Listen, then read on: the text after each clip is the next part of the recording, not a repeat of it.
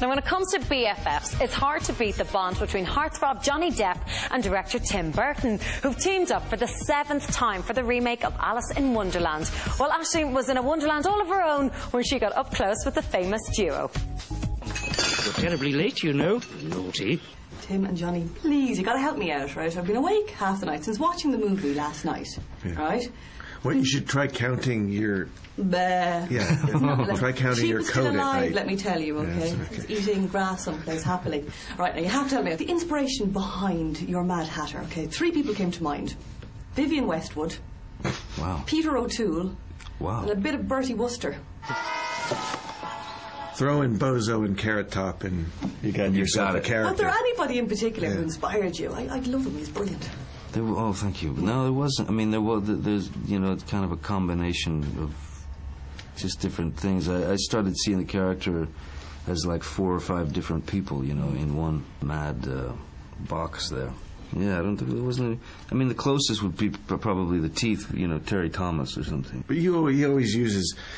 Johnny never uses one inspiration, or neither of us do, because it's like you never want to say, oh, just do that. So there's always a lot of abstract references that go into things. Abstract ingredients, yeah. You're absolutely Alice. I'd know you anywhere.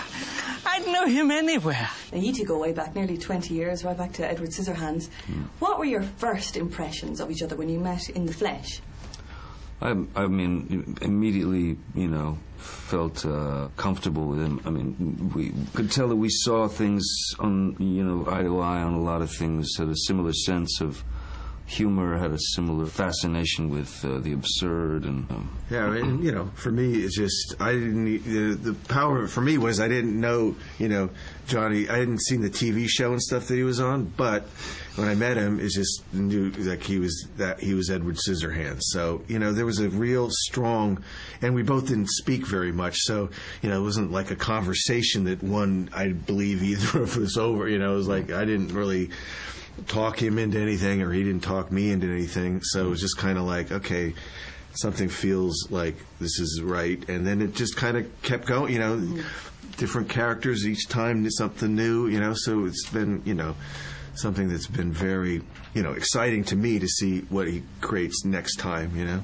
My dear girl, anyone with a head that large is welcome in my court. Someone find us some clothes. Use the curtains if you must, but clothes this enormous girl. Tim, you've contemporized this Alice. Do you think kids are going to get the 19-year-old Alice in Wonderland?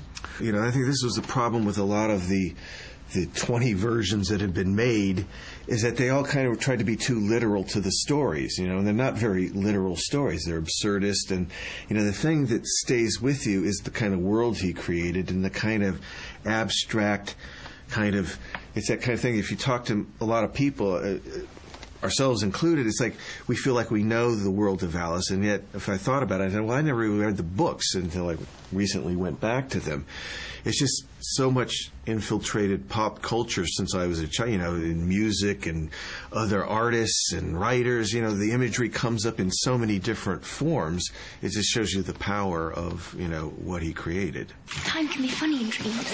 Yes, of course, but now you're back, you see, and we need to get on to the Fredger's Day. Alice in Wonderland opens in Irish cinemas on the 5th of March. Begin with the letter M. Have you any idea why a raven is like a writing desk?